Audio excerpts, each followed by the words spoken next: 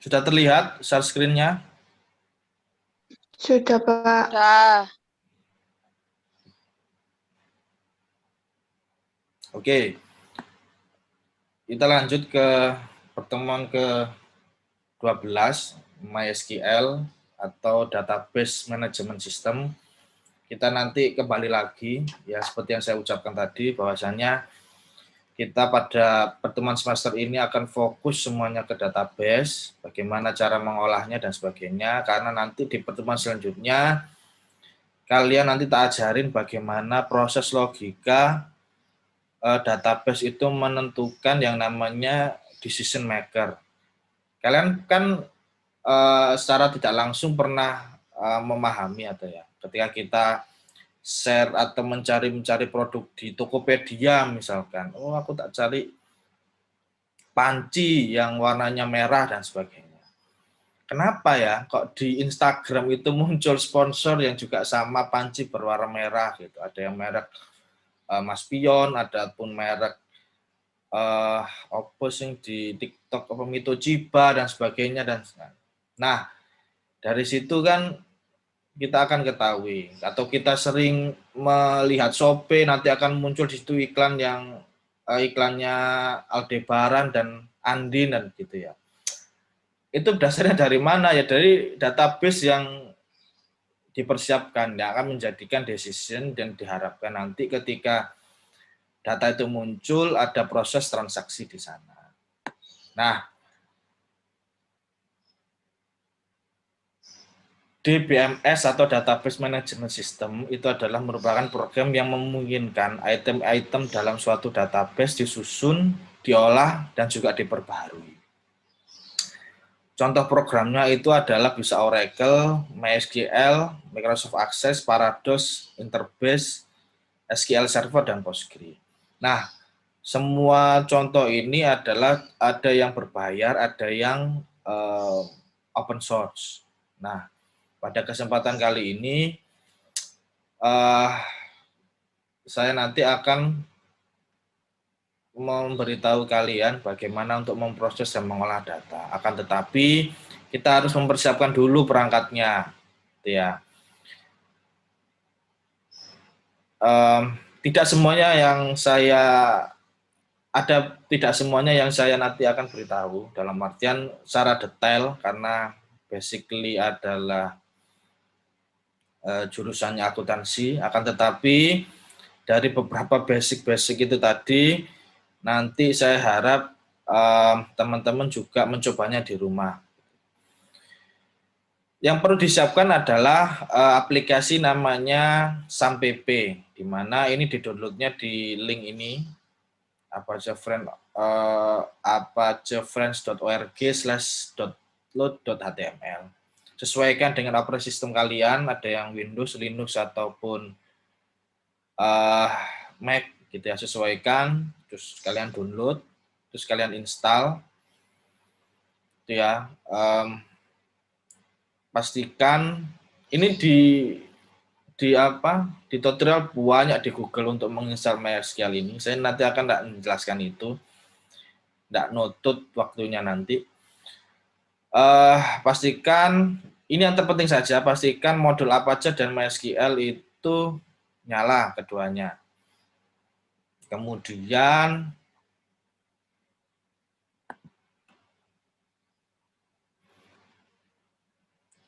untuk mengakses phpMyAdmin ini ada dua. Untuk port defaultnya adalah 80. Untuk memanggilnya di browser localhost/phpMyAdmin. Kalau misalkan portnya berubah localhost /281/phpMyAdmin. Tapi defaultnya bisa 80. Oke. Pada proses database ini kita kembali lagi ya ke entity diagram, bahwasanya alurnya adalah kita punya 4 entitas.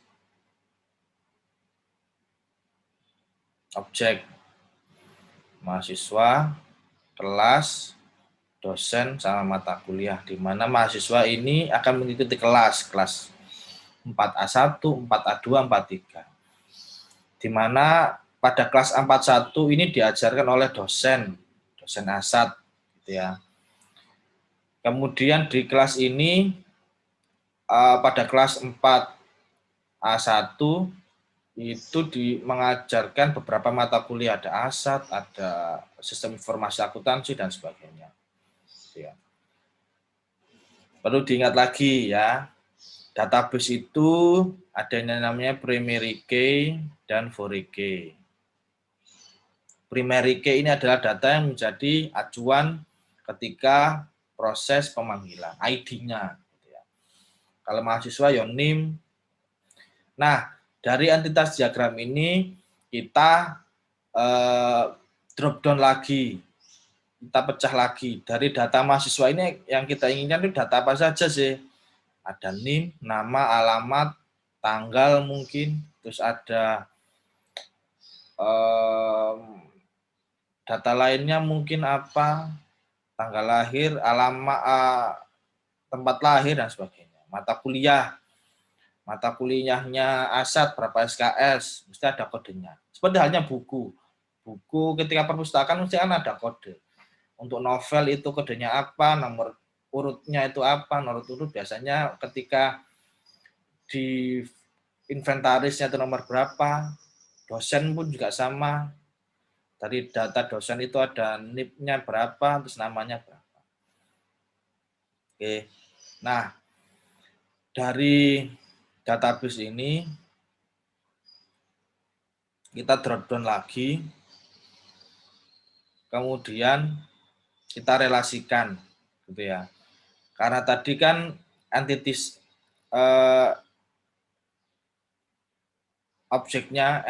kan ada dosen, kelas, mahasiswa, dan mata kuliah. Nah, kabel KRS adalah kabel relasinya. Perlu diingat ya, di mata kuliah atau tabel, saya ingatkan lagi ada yang namanya primary key. Tiap database itu ada yang namanya primary key yang menjadi acuan. Inisialnya. Tergantung kita datanya apa saja. Ada mata kuliah, ada mahasiswa, ada kelas. Kelas itu ada kode kelas, kodenya mata kuliah berapa, dan sebagainya. Itu yang menjadikan relasi antar.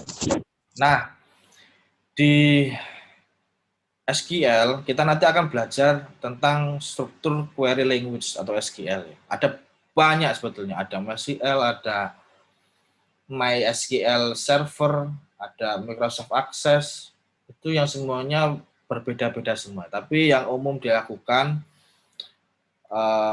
ini adalah MySQL. Jadi MySQL ini ada beberapa cara, ada beberapa definisi. Bagaimana ada DDL yang pertama, Data Definition Language. Dia nanti akan memproses bagaimana cara membuat tabel, membuat database, create tabel, create column, dan sebagainya. Kemudian ada Data Manipulation Language, bagaimana data itu bisa diupdate, di-delete, insert, dan Data Query Language. Jadi data query adalah data itu bisa dipanggil atau diperlihatkan. Kalau data control language itu adalah data yang bisa kita proses atau sesuai dengan hak akses yang diinginkan. Contoh,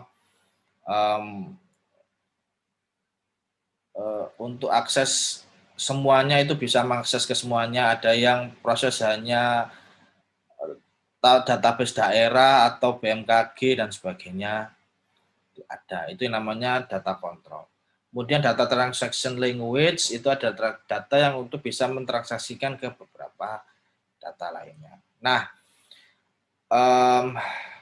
mungkin agak sedikit tidak familiar ya, tapi kalau teman-teman itu mungkin ada yang bekerja yang tidak jauh dengan database, contohnya ada bekerja di yang berlanjut transaksi,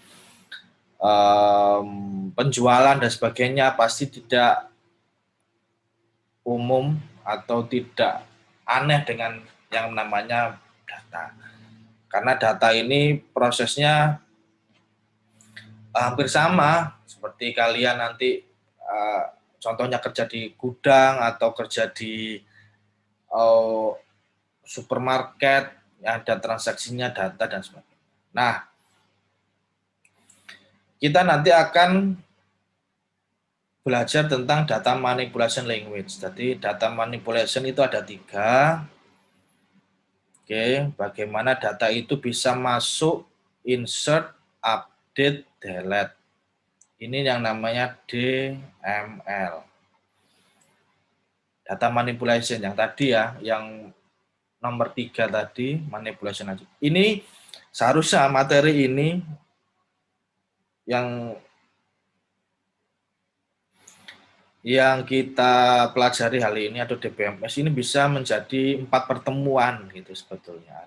Kita belajar dulu tentang MySQL itu apa, terus database data manipulation language itu apa, terus ada join SQL dan sebagainya. Tapi kita manfaatkan menjadi satu pertemuan 2 SKS juga. Jadi saya harap teman-teman bisa memahami. Ya, ada referensi lain yang sudah saya berikan atau referensi lain yang di YouTube yang sudah. Nah, di sini itu ada contoh misalkan ada 2 data, ada data NIM 2514, ada nama Siska dan Jakarta. Ada data lagi 2412 nama Mita, alamatnya 0. Nah, ketika kita menginginkan menambah atau memasukkan data di alamat, kita itu prosesnya apa? Insert atau update. Kalau delete kan nggak mungkin menghapus. Nah, insert atau update? Ada yang insert, ada insert atau update. Ada yang mungkin jawab insert, Pak. Ada update, Pak. Gitu ya. Nah, ada insert, Pak, ada update, Pak. Nah, akan tetapi jika kita mau memasukkan data yang hanya di field kosong tertentu saja, maka yang dilakukan adalah update. Kenapa? Karena sudah ada data yang masuk. Kita hanya memasukkan atau menambahkan data yang baru saja. Kalau insert, ini idealnya kita akan menambahkan row baru. Kalau misalkan kita mau menambahkan lagu namanya 2413 namanya Ani, alamat Surabaya. Nah, ini perlakuannya adalah insert.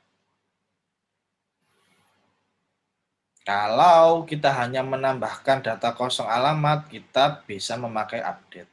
Update apa? Update data NIM 2412, yaitu namanya Mita. Contoh data-data NIM kalian, Pak, saya mau ke direktori akademik, saya mau ngupdate data nomor telepon saya. Itu pasti perintahnya update, bukan insert. Gitu ya. Mau mengupdate nama nomor untuk dapat pulsa dari Kemdikbud dan sebagainya, ya pasti prosesnya adalah update, bukan insert. Karena insert itu nanti akan menambah data baru. Oke, gitu ya. Nah, untuk menambahkan data atau di-insert itu ada prosesnya 2, yaitu insert into nama tabel, value-nya nilai 1, nilai 2, atau sampai nilai berapa gitu ya. Atau dengan insert into nama tabel, tabelnya apa tadi, misalkan dosen, kolomnya apa saja tadi. Bahwasanya perlu diberikan catatan bahwa field constant not null wajib diisi. Nanti saya contohkan ya di PHP MyAdmin-nya. Penulisan data dengan tipe angka tidak diapit tanda petik, penulisan data dengan tipe string diapit dengan tanda petik, data pada tabel harus ada di induknya. Oke. Contohnya seperti ini. Kalau kita ingin memasukkan tabel data, nah ada dua. Gitu ya. Kita ingin masukkan data Anita, ini insert ya. NIM-nya 2001, alamatnya Semarang, tanggalnya ini. Kita ada dua cara. Ada yang cara yang pertama, ada yang cara yang kedua. Insert itu mahasiswa, values, NIM nama, alamat tanggal, values. Ada cara dua seperti ini. Tergantung dengan apa yang diinginkan. Akan tetapi perlu diingat lagi, kembali lagi flashback lagi, bahwasanya kalau kita membuat database atau tabel, kita harus menentukan dulu variabelnya. Apakah itu integer? Integer itu adalah angka 1, 2, 3 gitu ya. Ada varchar, ini kombinasi dengan kombinasi alfabet dengan angka, bisa A, B, 1, 2, pagar, bintang. Kalau amat ini teks, date ini, berarti tabel ini hanya menampilkan tanggal. Itu ya. Oke, saya contohkan lagi di layar ini.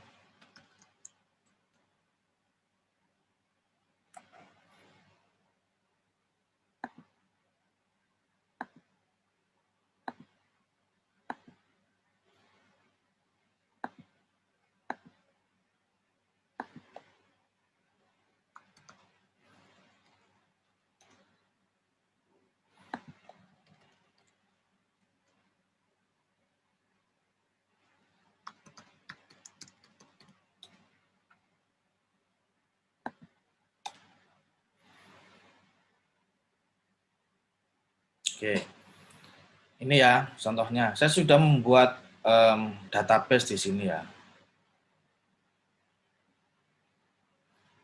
Jadi begini, kalau kalian sudah menginstal yang namanya SAMPP ini, nanti akan tampilan seperti ini. Manggilnya ada localhost/phpMyAdmin. Kemudian kita klik database.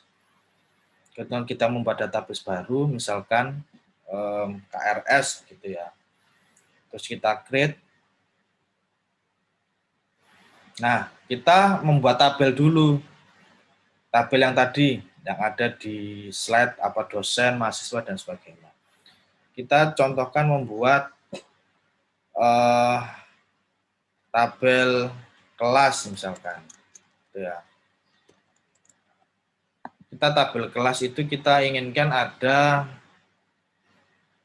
jangan kelas, mahasiswa gitu ya. Mahasiswa. Ada berapa kolom, ada berapa baris, ada 4. Nah, kita tentukan dulu di sini, kita create, kita tentukan dulu. Pastikan ada yang namanya ID mahasiswa, atau ID mahasiswa kita berarti NIM. Kemudian nama, misalkan alamat, kemudian ini tanggal dia masuk misalkan, atau tanggal lahir. Nah, setelah itu tipenya ini kita tentukan dulu. Tipenya ini integer atau varchar atau teks. Karena kalau tipe ini tidak kita tentukan, kita nanti tidak akan bisa mengakses. Karena NIM itu adalah idealnya itu berupa alfabet, numerik. Jadi integer. Oke, untuk nama kita varchar, alamat teks, tanggalnya kita date, terus kita tentukan panjangnya berapa atau panjang datanya, ada 11, kita ingin 30 misalkan, ada date untuk teks tidak dimasukkan. Atau nanti akan bisa sesuai dengan otomatis. Kemudian kita geser ke kanan, indeksnya kita primary, fungsinya adalah untuk primary key, kemudian kita save. Oke. Kita lihat strukturnya.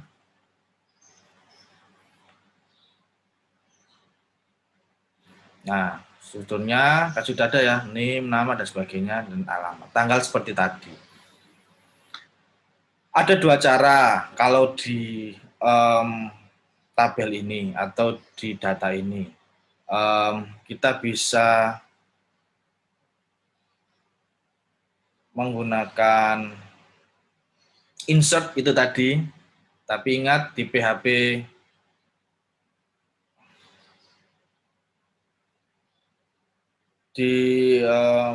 PHP SAM ini sudah menyiapkan yang namanya insert. Nah, jadi selain kita mengetik dengan insert itu dan sebagainya, kita bisa menginsert data yang tadi atau data yang sudah kita masukkan. Nama, alamat, dan sebagainya. Ada dua opsi. Ingat ya, kita lihat, karena tadi di tanggal ini adalah tipenya date, otomatis form ini nanti khusus untuk nilainya date atau nilai tanggal. Kita tidak bisa mengisi begini, terus kita masukkan, dia nanti akan tidak mau. Error, ya, karena tidak sesuai. Ya, ini untuk proses data itu tadi. Nah, kembali lagi di slide, proses untuk insert, update, dan delete itu sama, ya. Baik pun dengan update, kondisinya juga sama. Update mahasiswa, setnya berapa? Set ini dimaksudnya adalah kita mengeset acuannya mana. Gitu. NIM 2045. Kita cek lagi untuk update. Update ada beberapa banyak versi, ada yang bagaimana mengubah semua baris untuk satu kolom, ataupun juga mengubah kolom tertentu untuk baris tertentu, kan gitu juga ada. Ada update mahasiswa, set nama, Anita, where name, NIM-nya berapa, dan sebagainya. Kemudian untuk contoh beberapa kolom sekaligus ada banyak versi juga sama. Cuma perlu diingat bahwa NIM di sini itu mana yang harus diganti kan gitu. NIM berapa, kode berapa? Oh, 2045. Itu yang untuk update. Ada beberapa kondisi. Lebih detailnya pertemuan besok, kita nanti akan mengaplikasikan semuanya di database, nanti dipersiapkan untuk perangkatnya ya, jika perlu sambil Zoom di HP, di laptop kita coba, kan gitu. Ada beberapa kondisi-kondisi update dan juga kondisi-kondisi untuk menghapus data, dan semuanya ini kita nanti aplikasikan di pertemuan ke-13, itu ya. Teman-teman mahasiswa semuanya, saya harap bisa memahami, mengikuti. Jika yang tidak bisa datang hari ini, bisa mengikuti di e-learning, karena nanti video ini saya share di e-learning. Perlu diingat bahwa kita masih belum bisa untuk offline, jadi kita semuanya masih daring. Kita harap semuanya bisa kembali normal lagi. Yang paling terakhir, untuk absensinya bisa dilakukan di e-learning 2 kali untuk pertemuannya ke-11 dan juga sekarang. Oke, sebelumnya saya akhiri pertemuan kali ini. Jika ada salah, saya mohon maaf. Saya akhiri. Assalamualaikum warahmatullahi wabarakatuh. Waalaikumsalam Salam warahmatullahi wabarakatuh. Terima kasih Pak.